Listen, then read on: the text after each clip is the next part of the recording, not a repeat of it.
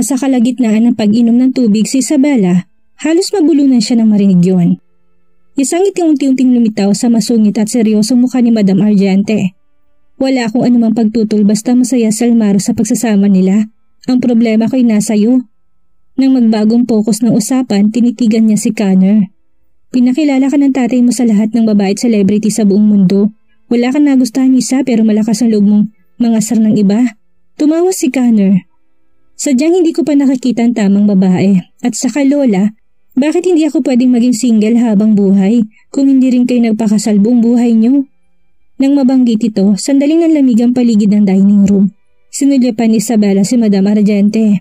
Kahit na hindi niya makita kung naiinis o natutuwa si Madam Argente, nahuli niyang dilim na dumaan sa mga mata nito na agad namang naglaho. Gaano kayo katagal dito sa Stoslo, Lola? Binago ni Almarong usapan.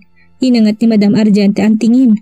Ilang araw ako dito, masaya ako makitang ayos ka lang. Pagkatapos nilang kumain, hinatid ni na Almaro at Isabela si Madam Argente sa pinto. Habang nakatayo sa harapan ng sasakyan, tumalikod si Madam Argente para harapin sila. Ikamusta mo ko sa tatay mo kapag nakabalik na kayo sa Sklokova? Tumango si Almaro. Nang makasakay si Madam Argente at Connor sa sasakyan at pinanood ni Isabel ang pag-andar nito hanggang sa hindi niya na ito matanaw. Lumingon siya kay Almaro. Tinutulungan ka pala ng lalaki nagbibigay ng pera kay Charles? Ngumiti si Almaro. Bakit hindi mo yung sinabi sa harapan niya? Humalokip-kip si Isabela. Hindi ako malapit sa kanya at ma-offend ko siya kung sasabihin ko. Inakbayan siya ni Almaro. Based sa seniority mo sa pamilya, ikaw ang elder cousin-in-law niya, kaya wala siyang sasabihin sa'yo kahit na ma-offend mo siya. Sa mata ng lahat, divorce na tayo, kaya kung gusto kong manatili sa'yo ay depende sa mood ko. Tinulak ni Isabel ang kamay ni Almaro palayo sa kanyang katawan at naglakad papunta sa sakyan na inilapit ni Sam. Walang nagawa si Almaro. Nagtanim na siya ng loob sa akin ngayon magaling na ako. Mas mabuting hindi na lang ako gumaling. Meron lamang kulay dilaw na lamp sa pader na bibigay ng konting liwanag sa koridor. Isang bodyguard na may dalang tirang pagkain na naglalakad papunta sa isang saradong pinto at saka ito binuksan. Sa likod ng outer door ay isa pang nakasarang bakal na pinto, parang isa itong hawla. Kapag sumilip sa bakal na pinto ng kwarto, makikita nakahiga si Rosita sa kama't hindi gumagalaw. Hindi ventilated ang kwarto, kaya naman hindi magandang amoy sa loob. Hoy, tumayo ka na't kumain. Sinipa ng malakas ng bodyguard ang pinto para gumawa ng ingay, pero hindi gumalaw si Rosita. Nang makitang hindi siya gumalaw, nagtakang bodyguard kung may nangyari sa kanya. Kaya naman bilis itong nilabas ang susi at pinuksan ang pinto. Nang lumapit ang bodyguard sa pinto para silipin siya, biglang tumayo si Rosita at sinunggaban ng bodyguard. Tinulak niya to para matumba sa sahig. Kinagat niyang leeg nito. Kahit anong tulak sa kanya ng bodyguard, hindi nito maalis si Rosita sa katawan niya.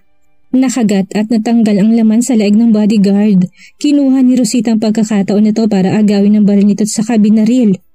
Tumalsik ang dugo sa mukha niya. Tinitigan ni Rosita ang lalaking duguan ng leeg at may tamang baril sa ulo. Tumatawa siya ng malakas. Nakakatakot siyang tingnan nang bumukas ang kanyang bibig. Gusto niyo akong ikulong dito habang buhay? Mangarap kayo. Kung gusto niyo akong mamatay, hihilahin ko lahat ng taong may hila ko papunta sa impyerno. Saka siya tumakas nang hindi lumilingon. Sa Easton State. Nakaupo si Almaro at Solomon sa study, naglalaro ng chess. Ang isa sa graceful at charming habang ang isa naman ay reserved at mahinahon. Masasabi magkapantay ang dalawa base sa kanilang ugali. Pinagalaw ni Solomon ang kanyang chess piece. Hindi ka naman nagpunta sa akin para magpasalamat lang, tama ba? Nang makitang nabuko na siya, mahina akong sumagot si Almaro. Ang totoo, nagpunta ako dito para magtanong sa inyo tungkol sa isang bagay. Ngumiti si Solomon. Gusto mo bang malaman kung ano nangyari kay Bella sa nagdaang 3 taon?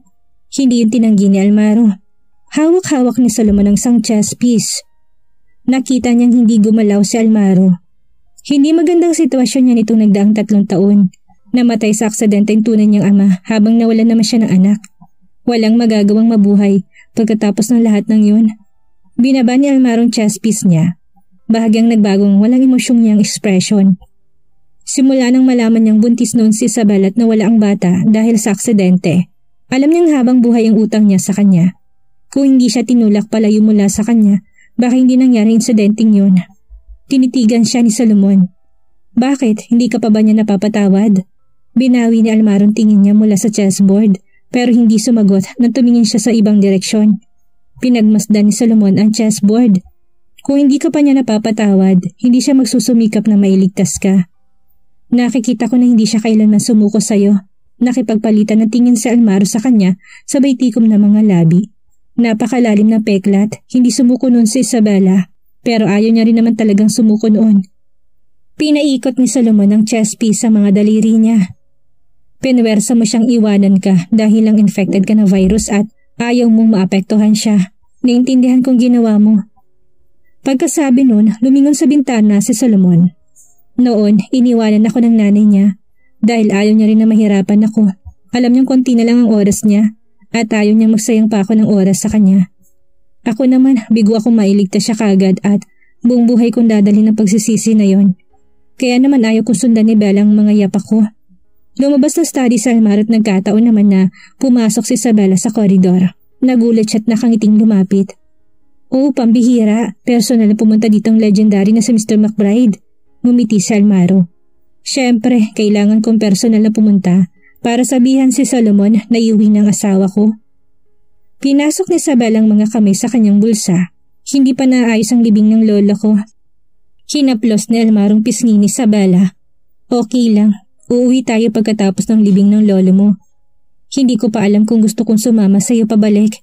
Sinadya ni Isabela ang bagalan ng pagsasalita, pero nagulat siya ng maninipis na labi ni Almarong na agad na hinalikan ang kanya. Sa sumunod na segundo ay ang mainit nitong hininga na lang ang nararamdaman niya.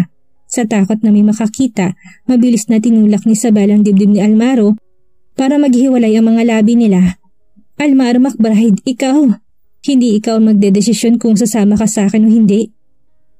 Tumawa si Almaro habang sinusuklay ang nakalugay na buhok ni Isabela. Nasa akin pa rin ang marriage certificate natin. Pero 3 taon na tayong magkahiwalay.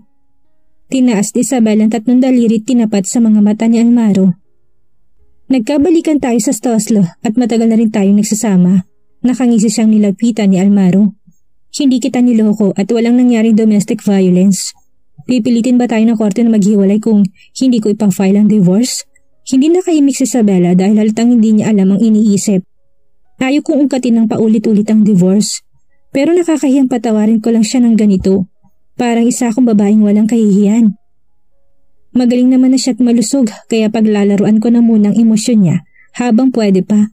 Habang pinagmamasdan ang naiinis at parang batang reaksyon ni Isabela, lumapit sa Almaro at pinisil ang tenga nito. Dito ako matutulog ngayong gabi. Pagkatapos itong sabihin, lumakad siya papunta sa kwarto ni Isabela. Biglang bumalik sa sarili si Isabela. Hinabol si Almaro at sinubukan itong hilahin. Almaro McBride, huwag mo subukan. Pagkatapak niya sa loob ng kwarto, niyakap siya ni Almaro, sinara ang pinto gamit ang isang kamay at sinandal siya sa pader bago siya marahas na hinalikan. Gusto mo ba talagang umalis ako? Halos nawala kagad sa katwiran si Isabela. Noong may sakit si Almaro, normal lang ang relasyon nila at halatang nagpipigil si Almaro. Pero ngayong magaling na ito, parang isa itong bulkang malapit na sumabog at ang pagnanasa at pananabik na matagal nitong pinigilan ay mararamdaman mula sa init ng katawan nito. Ang pawis na tumutulo mula sa mga kilay ni Almaro ay pumapasa sa balikat ni Isabela. Nabalot ng mainit na hininga ang leeg niya nang magtanong si Almaro. Paalisin mo ba ako? Tinitigan ni Isabela ang malalim at kaakit-akit na mga mata nito. Binuhat siya ni Almaro papunta sa banyo. Napakasela na tinusente ni Isabela sa mga mata niya. Pagkatapos siyang ibaba, tinulak ni Isabela ang braso niya at sumigaw. Labas, kaya ko na to. Naningkit na mga mata ni Almaro. May lakas ka pa? Bumuga ng hangin sa ilong si Isabela. Hindi siya sumagot. Hinalikan ni Almaro ang tuktok ng ulo niya at kanyang noo. Hihintayin kita sa labas. Lumabas si Isabela pagkatapos mag-shower. Nakatalikod sa kanya si Almaro. Parang may kausap ito sa telepono. Nakasuot lang ito ng t-shirt at basa ang likuran nito dahil sa pawis kaya naman nakikita ang katawan nito. Sige. Binaba ni Almaro ang tawag. Busy ka pa rin? Lumakad si Isabela papunta sa hairdryer habang pinapatuyo ang buhok gamit ang tuwalya. Kumunot ang noon ni Almaro at saka lumingon sa kanya. Masamang balita, kinuha ni Isabela ang hairdryer sa katinignan si Almaro. Anong masamang balita? Nakataka si Rosita. Napahinto si Isabela at saka tumingin ulit kay Almaro. Paano? Napakamot sa kilay si Almaro. Akala ng taong nagdala ng pagkain kay Rosita na may nangyari sa kanya. Kinagat siya ni Rosita nang pumasok siya para i-check. Inagaw sa kanyang baril at saka siya pinatay. Hindi talaga nananahimik ang baliw na babaeng yon kahit na nakakulong na. Nang makita nakakunot ang noon ni Isabela, nilapitan siya ni Almaro at tinakbayan sa balikat, sabay kuha ng tuwalya gamit ang isang kamay para tulungan siyang patuyuin ang buhok. Palihim na siyang sinusundan ni Sam. Susubukan niya magiganti ngayon nakatakas siya. Hindi siya mananahimik. Nabalot ng dilim ang Zena sa 2 araw na yon. Bumalik si Isabela sa mga Delorha para dumalo sa libing ng lolo niya. Simple lang ito, walang abo o katawan. Naglagay lang sila ng lapida. Wala nang iba bukod kina Solomon, Edward at Almaro ang dumalo sa libing ng araw na yon. Sa sandaling ito biglang lumapit si Sam. Mr. McBride. Lumingon sa kanya si Almaro. Nagdilim ang mga mata niya nang makitang maputla si Sam. Anong nangyari? Kinuhang hostage ni Rosita si Young Master Asher at Elder Master McBride. Haharapin namin siya sa pier. Agad na lumapit si Isabela pagkatapos marinig yun. Anong sinabi mo? Bakit niya hinostage si Asher at Teofilo? Alam ni Isabela hindi tatahimik si Rosita pero hindi niya nakalang ang anak niyang pupunteryahin nito imbis na siya. Hindi, kailangan kong pumunta. Hinila ni Almaro ang braso niya. Ako ang pupunta. Kapag pumunta ka, hindi niya pakakawalan si Asher at Lolo. Natulala si Isabela pero nang bitawan siya ni Almaro, hinawakan niya ito sa kamay at tinitigan. Maputlang kanyang muka. Almaro, sasama ko sa iyo. Hinawakan ni Almaro ang likod ng ulo niya at pinagdikit ang kanilang mga noo. Magtiwala ka sa akin, ibabalik ko si Asher. Bumitaw si Almaro at umalis kasama si Sam. Tinignan ni Edward si Solomon. Tumango ang huli, kaya umalis si Edward kasama mga tauhan niya. Isang grupo ng mga nakaitim na lalaki nakatayo sa pier. Kaharap nila si Rosita na nasa isang barko. Hindi nagpadalos-dalos sa mga lalaki dahil may hawak na baril si Rosita at may kontrol sa bombang nakatali sa katawan niya. Kung hindi sila mag-iingat, mamamatay lahat na nasa barko. Nakatali sina Teofilo at Asher sa deck. Hindi niya inakalang si Valeria si Rosita. Rosita, anong gusto mo? Huwag mong idami ang bata. Sa akin may buhos ang galit mo. Sinubukan siyang kumbinsihin ni Teofilo. Pero hindi tinanggap ni Rosita at parang nababaliw na sumagot ng pasigaw. Manahimik ka! Tuluyan na siyang nawala sa sarili. Sa tingin mo ba, maniniwala pa rin ako sa anumang sasabihin ng isang McBride? Nakita ni Teofilo ang emotionally unstable na si Rosita, kaya naman nagsimula na siyang mag-alala. Nagdilim ang mukha niya. Rosita, wala kaming ginawang masama sa'yo. Wala naman talaga silang ginawang masama sa kanya. Kinupkup nila ito at pinalaki. Kailan nila ito tinrato ng masama? Pinagkatiwalaan siya ni Teofilo, pero bumagsak siya dahil sa pagiging makasarili. Sa tingin mo ba'y wala kang ginawa sa akin? Sigaw ni Rosita. Ang laki ng ginawa ko para sa pamilya niyo. Paano niyo ko nagawang itaboy na lang? Pulang-pulang mga mata ni Rosita. Lahat ng ginawa ko'y para kay Almaro. Gusto ko lang paalisin ang babaeng yun. Mali ba ako? Pumikit si Teofilo at nagbagong tono ng boses. Rosita, binigyan kita ng pagkakataon. Hindi yung pagkakataon. Humintong tibok ng puso ng lahat ng itaas na Rosita ang mga kamay. Nagsimulang magpawis sa mga kamay nilang nakahawak sa baril. Tuluyan ang nawala sa sarili si Rosita at lumalabas ng mga ugat sa kanyang leeg. Pinigyan mo ko ng pagkakataon pero pinahuli mo ko sa mga pulis. Sa madilim na lugar ako nagtago dahil wala akong ibang mapuntahan. Nagsimulang mamutla si Teofilo. Rosita, pwede ka magiganti. Patayin mo ko pero nagmamakaawa ako. Pakawalan mong bata. Mangarap ka. Tumawa si Rosita at lumapit kay Asher. Hinawakan niya ito sa panga. Pwede kong pakawalan ng batang ito kung hindi siya anak ni Almaro. Pero hindi. Anak siya ni Almaro at nagbuisit na si Isabela. Anong binabalak mo? Nawalan ng pasensya si Teofilo. Wala siyang pakialam kung mamamatay siya pero isang bata lang si Asher. Kailangan niya makasigurado na maging ligtas ito. Binitawan ni Rosita si Asher at naglakad papunta sa harapan ng deck. Isasama ko kayo sa impyerno. Rosita! Lumabas si Almaro mula sa likuran ng mga lalaki na kaitim. Matalim ang kanyang mga mata. Pakawalan mo sila at ako magiging hostage mo. Pwede mong gawin kahit anong gusto mo. Gulat na gulat si Sam at sinubukang pigilan si Almaro. Mr. McBride, huwag kang mag-alala.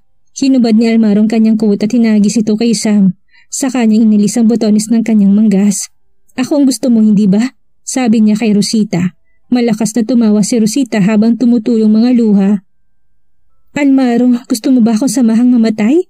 Hindi sumagot si Almaro. Tinas niyang mga kamay para ipakita na wala siyang dalang anumang armas habang naglalakad papunta sa barko. Sabihin mo lang ang gusto mo, pakawalan mo lang si Lolo at si Asher.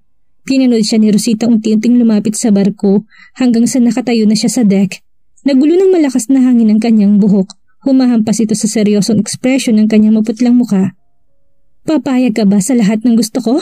Singhal ni Rosita. Hindi nag-alinlangan si Almaro. Oo. Suminghal ulit si Rosita at maras na sinabing, Almaro, hindi ako maniniwala sa'yo pagkatapos mo magsinungaling sa akin ng ilang beses. Kumunot ang noon ni Almaro. Anong gusto mo? Tinutok ni Rosita ang baril sa kanya. Gusto kong mamatay ka na ngayon. Rosita, huwag! Nagbagong ekspresyon ni Teofilo. Hindi siya pinansin ni Rosita, tinutok ang baril sa ulo ni Almaro. Almaro, sa lahat ng taong magkasama tayo, wala akong ginawa sa'yo. Bakit napakalupit mo sa akin? May mga luha sa mga mata niya, pero malamig siyang nakangiti. Hindi ako ganun kasama, pero ngayon naintindihan ko na. Kung hindi kita makukuha, sisirain kita. Gusto kong ipakita sa babae yun na siyang dahilan kung bakit ka namatay. Nakawala si Asher mula sa pagkakatali sa kanya at mabilis na sinunggaban at tinulak si Rosita. Tumila po ng hawak nitong baril. Asher! Mabilis na sinipan ni Asher ang baril papunta sa paanan ni Almaro na pinulot naman niya. Nakakatakot ang itsura ni Rosita na ngayon ay natumba na. Tinas niya ang trigger at sumigaw. Wala sa inyo makakatakas! Bang! Agad na binaril ni Almaro ang kamay niya pero napindot na niya ang buton bago niya nabitawan ng remote at nagsimula ang countdown sa bomba. Tumalon si Rosita papunta kay Almaro at mahigpit itong hinawakan. Tinulak niya ito papunta sa dagat. Daddy! Almaro! Si Isabel ang sumugod sa eksena nakita yon. Gusto niyang pumunta sa barko pero hinila siya ni Sam. Pagkatapos ng isang kulob na tunog, gumalaw ang barko dahil sa malaking alon mula sa pagsabog. Nahulog si Asher sa deck at nabasa naman ang lahat. Gumapang si Asher papunta sa dulo ng barko at pinagmasdan ng madungong tubig. Daddy! Namula mga mata ni Teofilo. Napako siya sa kanyang kinatatayuan. Nakatulala. Nagdilim ang paningin ni Isabela. Nagpumigla siya at sumugod sa pampang. At saka napaluhod. Makikita ang dugo sa ibabaw ng tubig pero walang anumang makikitang galaw. Sinigaw niyang buong puso niya. Almaro! Isang matinding sakit ang tumusok sa puso niya. Halos mabaliw na siya nang wala siyang natanggap na sagot. Nagsimulang umikot ang paligid niya. Nang dumilat ulit ang mga mata ni Isabela, pakiramdam niya'y nagising siya mula sa isang panaginip. Basa ng pawis ang kanyang unan. Gayunpaman, meron siyang naalala tagad na napaupo. Inalis niyang kumot at bumaba mula sa kama. Sakto naman pumasok si Edward. Gising ka na, Bella. Hinawakan siya sa braso ni Isabela. Tito Edward, nasaan si Almaro? Nanatili lang nakatayo si Edward at hindi sumagot. Dahan-dahang bumitaw si Isabela na makita niya yon at napaatras ng ilang hakbang. Hindi siya namatay. Kailangan ko siyang hanapin. Nang makarating siya sa pinto, narinig niya ang boses ni Edward mula sa likuran. Walang nagsabing namatay siya. Agad na napahinto si Isabela at lumingon. Bumuntong hininga si Edward. Hindi siya namatay. Nang bumagsak sila sa tubig, nakatakas siya, pero malala ang mga sugat niya. Tumama ang ulo niya sa mga bato nang itulak siya ng pagsabog. Kumalmang emosyon ni Isabela na marinig na buhay pa rin si Almaro. Malala ang mga sugat niya? Oo. Tumango si Edward at lumapit sa kanya. Tumama ang ulo niya at posibleng wala siyang maalala kapag nagising siya. Pumunta ako dito para paalalahanan ka para alam mo na pwede mong asahan. Dumating si Isabel at Edward sa ospital. Nasa kwarto si Teofilo at Sam. Gising na si Almaro. Pero may problema siya sa kanyang alaala. Nakaupo si Almaro sa kama at nakahalukip-kip. Matagal siyang nakatitig kina Teofilo at Sam. Hindi ganyan katanda ang lolo ko at hindi ganyan ang itsura ni Sam. May gusto sanang sabihin si Teofilo pero pinigilan niya to. Madilim ang itsura niya. Napakamot na lang ng mukha si Sam. Mr. McBride, ilang taon ka na? Walang pag-aninlangan sumagot si Almaro. 17. Huminga ng malalim si Sam. Na-stuck ang alaala niya noong 17 years old pa lang siya. Nasaan ang mom ko? Nawala ng pasensya si Almaro at sinubukan tumayo. Mabilis siyang tinulak pahiga ni Sam. Mr. McBride, hindi pa kayo magaling. Pumasok si Isabela sa ward. Tinignan siya ni Almaro at bahagyang natulala. Lumingon sa kanya si Sam. Miss Taylor, si Mr. McBride. Alam ko. Lumapit si Isabela sa kama at pinagbasdan si Almaro habang nakangiti. Nagtanong si Almaro ng hindi nagbabagong ekspresyon. Sino ka? Ako? Ngumiti si Isabela. Ako ang asawa ng 32-year-old na ikaw. Gulat na napatingin si Sam sa kanya pero walang sinabi. Nastak ang alaala ni Almaro noong 17 years old ito. Kahit hindi sila sigurado na gagaling sa Almaro, itong kailangan nilang harapin ngayon. Pinagmasdan siya ni Almaro, walang anumang bakas ng pandidiri o pag-angal sa ekspresyon ng mukha niya habang hinahayaang makalapit sa kanya. Isang taong hindi niya nakikilala. Nang makalapit si Isabela, bumilis ang tibok ng puso niya. Hindi na malaya ni Almaro na umangat ang kamay niya para hawakan ang mukha ni Isabela. Pero hinawakan ni Isabela ang kamay niya at ngumiti. Ako ang future wife mo. Hindi mo ako asawa ngayon kaya magpakabait ka. Tawagin mo ako Miss Taylor. Napahawak sa noo si Sam. Sinasamantala ba ni Miss Taylor ang pagkakataon na to para i-take advantage si Mr. McBride? Tumikim si Teofilo at doon lang napagtanto ni Isabela na nasa kwarto siya. Sumobra siya. Tumayo siya ng diretso at tumingin kay Teofilo pero hindi niya alam ang sasabihin. Halatang nagbagong trato sa kanya ni Teofilo. Dahil nandito ka naman, samahan mo siya ngayong gabi. Napahinto si Isabela at saka ngumiti at tumango. Okay. Tumalikod si Isabela para harapin si Almaro na nakatitig sa kanya. Asawa ba talaga kita? Naupo siya sa dulo ng kama. Hindi lang tayo kasal, may mga anak din tayo. 8 taon na sila. Halatang nagulat si Almaro, lumapit si Isabela at nilapat ang isang daliri sa mga labi ni Almaro. Napalunok si Almaro at napatitig, ngumiti si Isabela. Glad to meet you, 17-year-old Almaro. Nang mula sa Almaro, hindi niya kinayang panunukso. Umiwas siya ng tingin. Huwag mong isipin na pwede mo kong hawakan. Dahil lang maganda ka. Suminghal si Isabela at nakapangulang baba habang mas lalong lumalapit. Naamoy ang malaprutas na bango ng kanyang mga labi. Talaga, mahilig akong hawakan at apiin. Nang future na ikaw, pagkakataon ko na para makaganti. Gagawin ko yun? Hindi naglakas loob si Almaro na tumingin sa nakakaakit na mga mata ni Isabela. Hindi niya ito naaalala pero malinaw na napukaw nitong puso niya. Wala sa bukabularyo ni Almaro ang pagiging mahinhin. Pero nakikita yun ngayon ni Isabela. Hindi ito nagpapanggap na walang naaalala. Hindi nagsinungaling si Edward. Ang aalaala lang nito noong 17 years old pa siya at wala ng iba. Bumitaw si Isabela at wala nang sinabi. Nang makitang malungkot siya, kakaibang nararamdaman ni Almaro. Hey, sabi mo asawa kita. Kailangan mo sabihin sa akin kung paano kita tatawagin. Tumingin sa kanya si Isabela at saka malawak ng ngumiti. Isabela, pwede mo kong tawagin na Bella. Bella. May hinang sambit ni Almaro pero hindi siya mapakali. Hinawakan siya sa balikat ni Isabela at mas lalong lumapad ang ngiti. Pwede mo rin akong tawagin na Miss Taylor. Hindi pwede. Tumanggi si Almaro tagad na sumakit ang ulo. Ang sabi mo asawa kita, hindi kita tatawagin na Miss Taylor. Hinawakan ni Isabela ang ulo ni Almaro. Isa ka lang 17-year-old ngayon. Anong masama kung tatawagin mo ko Miss Taylor? Tinulak ni Almaro ang kamay niya. Pero lalaki din ako.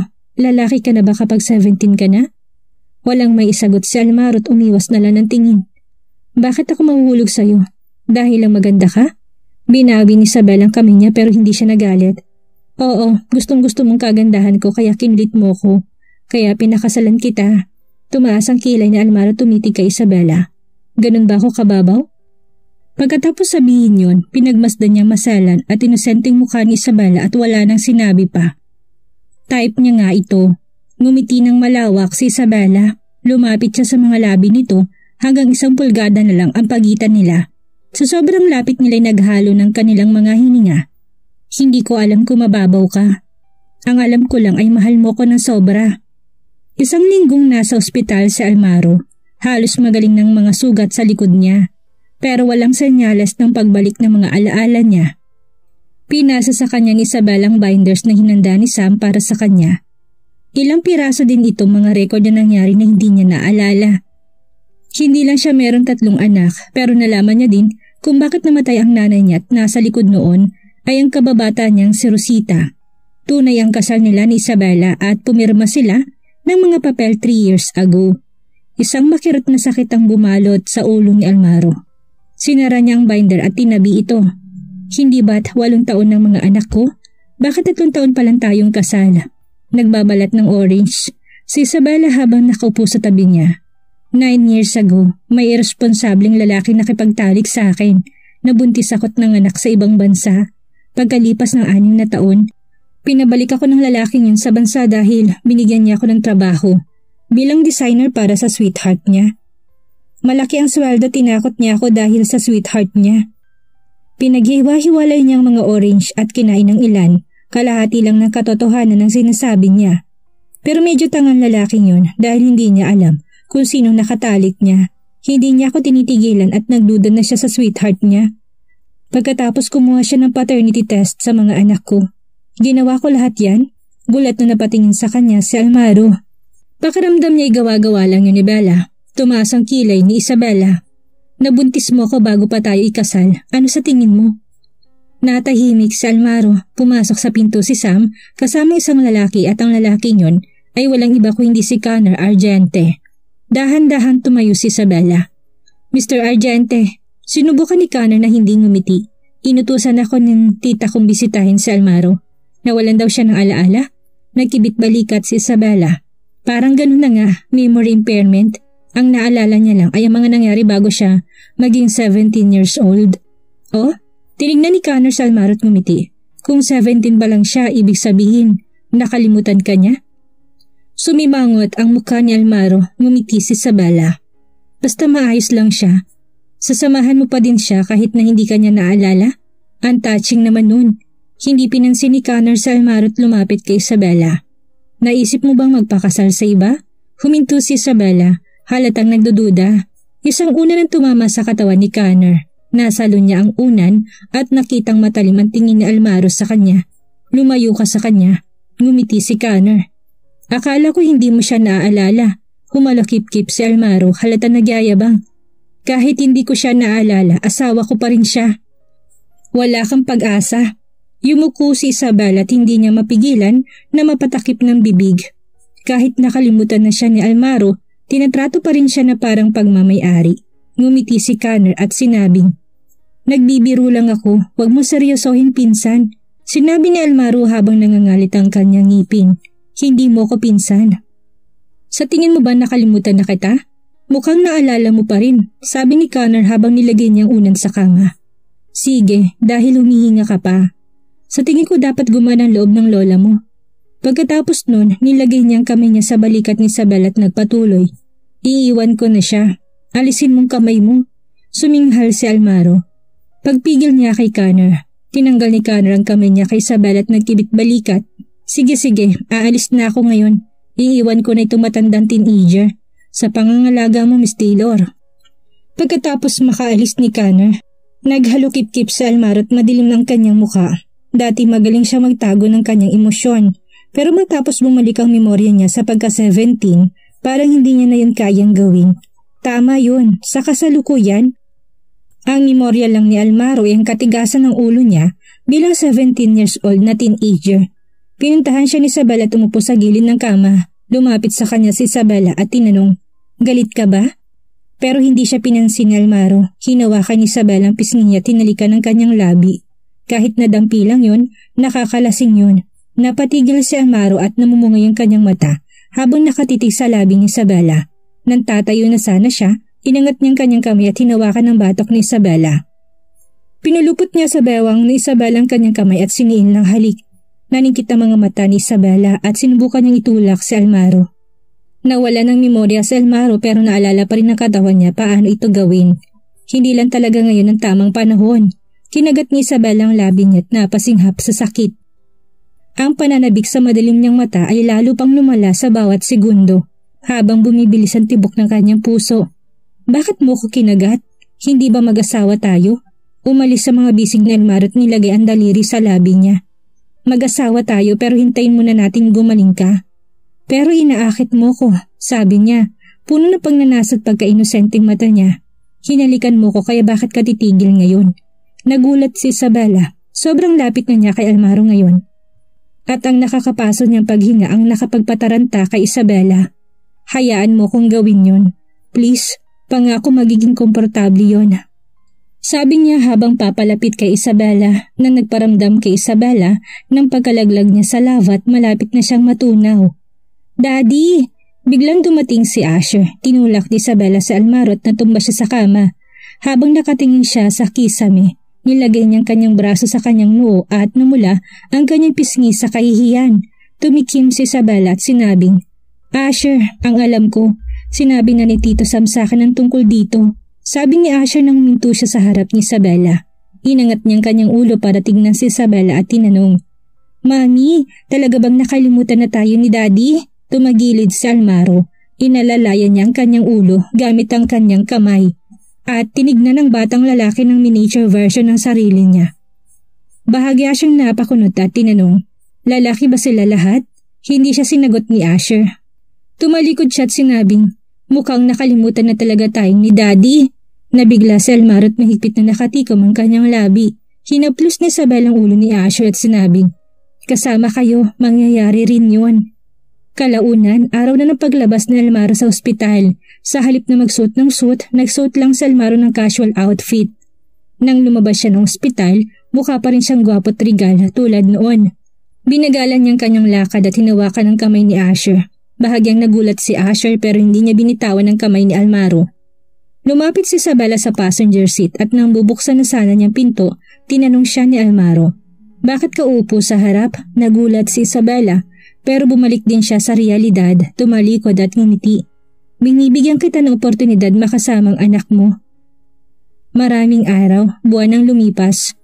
Nanatiling walang alaala si Almaro, subalit hindi nawawalan ng pag-asa si Isabela. Alam niyang darating ang araw na muling manunumbalik ang nawawalang alaala ni Almaro. Nagbalik sila ng Sklokova kasama si Almaro at Asher para makasama ang dalawa pa nilang anak na si Diana at Theodore. Matapos ang naging laban ni Almaro kay Rosita, wala na naging balita sa dalaga. Hanggang lumabas sa mga pahayagan at laman ng telebisyon, ang isang babaeng palutang-lutang sa dagat at halos hindi na makilala. Rosita Geronimo, wala nang iba pa. Naging mapait ang sinapit ni Rosita pero sa kabila ng mga kasamaang ginawa niya, walang nakakapang-awa sa puso niya si Isabela. Dahil sa lahat ng taong nagbuwis ng buhay, kulang pang buhay ni Rosita bilang kabayaran. Samantalang biglang napapitlag si Isabela matapos marinig ang sigaw ni Almaro at nang puntahan niya ito sa kwarto, halos hindi ito magkanda o gaga sa paghawak sa kanyang ulo. Almaro! Almaro! Anong nangyayari sa'yo? Maging ang mga batay nagulat dahil din sa nangyarit mabilis na lumapit sa kwarto ng ama. Daddy! Anong nangyayari? Naiyak na sambit ni Diana. Mami, anong nangyayari kay Daddy? Sakit! Muling sigaw ni Almaro dahilan para yakapin siya ni Isabela. Almaro, kumalma ka. Sweetheart. Isabela. Mabilis na niyakap ni Almaro si Isabela. Hindi naman nakapagsalita si Isabela. Marahil ito ng pinakahihintay niya. Muling nagbalik ng alaala ni Almaro.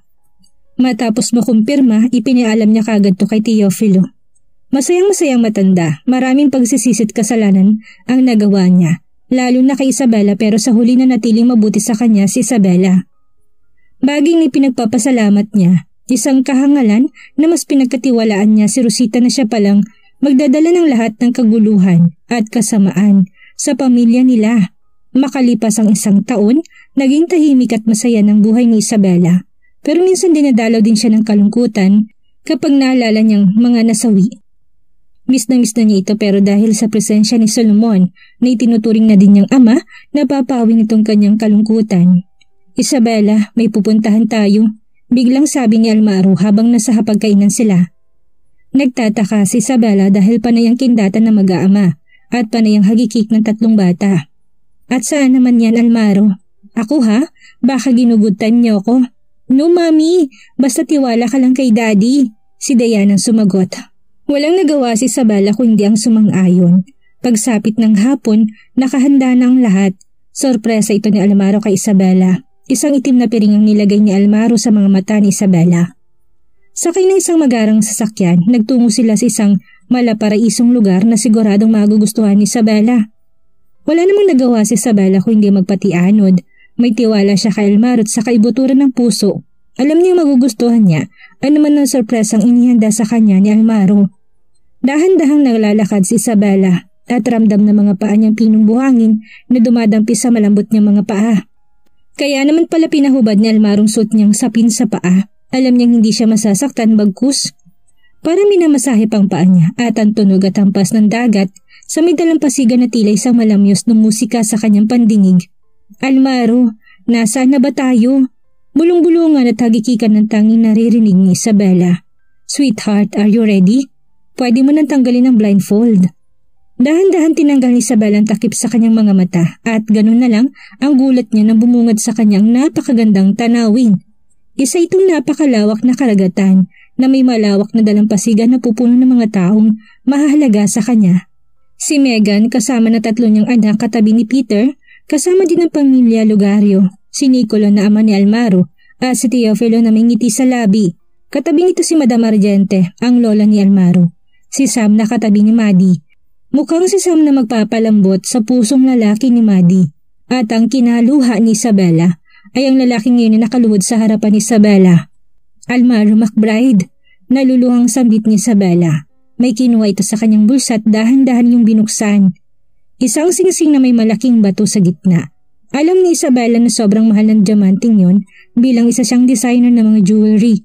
Pero hindi naman sa kung mahal o mumurahin ang singsing na nasa harap niya.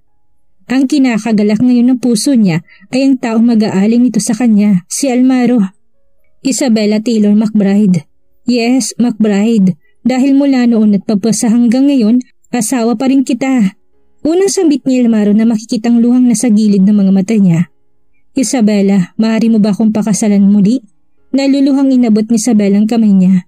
Yes, Almaro. Papakasal ako sa iyo ulit. Masayang hinawakan ni Almaro ang kamay ni Isabela at sinuot ang singsing. Mabilis siyang tumayot niyakap na mahigpit si Isabela.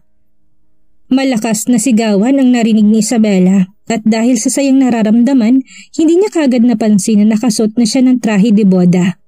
Parang siguradong sigurado si Almaro na pakakasalan siya muli ni Isabela. Well, totoo naman dahil ng araw na yon, ikinasal si Almaro at Isabela. Isabela, mahal ko, kay daming nangyari sa atin. Mga pagsubok na sabay nating hinarap, masaya ko na hindi ka sumuko. Masaya ko hanggang dulo hindi mo ko iniwan. Mawalan man ako muli ng alaala pero pinapangako ko dito sa puso ko. Mananatili ka dahilan para sa huli. Ikaw pa rin ang hahanap-hanapin ko at mamahalin. Gusto kong malaman mong ikaw ang buhay ko. Kayo ng mga anak natin. Almaro McBride, ang lalaking seryoso, matapang, arogante, pero may malambot na puso. Mahal na mahal kita. Dumaan man ang maraming unos sa buhay natin. Marami man humadlang at hindi ako tanggapin. Asahan mong hanggang dulo ikaw at ikaw pa rin. Mahal na mahal kita, Almaro. Nawalan man tayo ng isang anghel, masaya akong ibabalita sa'yo't sa lahat. Buntis ako, Almaro. Magkakaanak tayong muli. Dahil sa narinig, hindi mapigilan ni Almaro ang sarili. Mabilis niyang niyakap si Isabela at siniil ng halik. Totoo ba, Isabela? Magkakaanak ulit tayo? Yes, Almaro. May bagong blessing sa buhay natin. Isang masigabong palakpakan ang narinig. Patakbong lumapit ang triplets at nakipag-group hug sa kanilang mga magulang. Oh my God, Mami! Magiging ate na ako! We're happy, Mami. Magkakaroon kami ng bagong kapatid. Pangako, Mami, ako magiging tagapagligtas nila. Matatag na wika ni Asher. Mito, Mami, singit ni Theodore. Hindi naman napigilan ni Teofilong mapaluha matapos masaksihan ang pamilya ng apo. Malaki ang kasalanan niya kay Isabel at Almaro. Pero sa pagkakataong ito, tanging suportang alam niyang gawin ngayon dahil napatunayan namang walang kasalanan ang pamilya de Lorha. Sa pamilya McBride, lahat ng maling akusasyong iyon ay nagturo kay Rosita bilang anay na sumira sa kanilang pamilya. Isang malakas at masigabong palakpakan pa ang narinig, kasabay ang makukulay na paputok sa kalangitan. Isabela Taylor McBride and Almaro McBride is now signing off. Dito na po nagtatapos ang kwentong pag-ibig ni Almaro at Isabela. Maraming salamat po sa lahat ng sumuporta at sumabaybay. Sana po ay naibigan ninyo ang ating kwento. Muli po'y magkita-kita po tayo sa susunod pa nating mga istorya.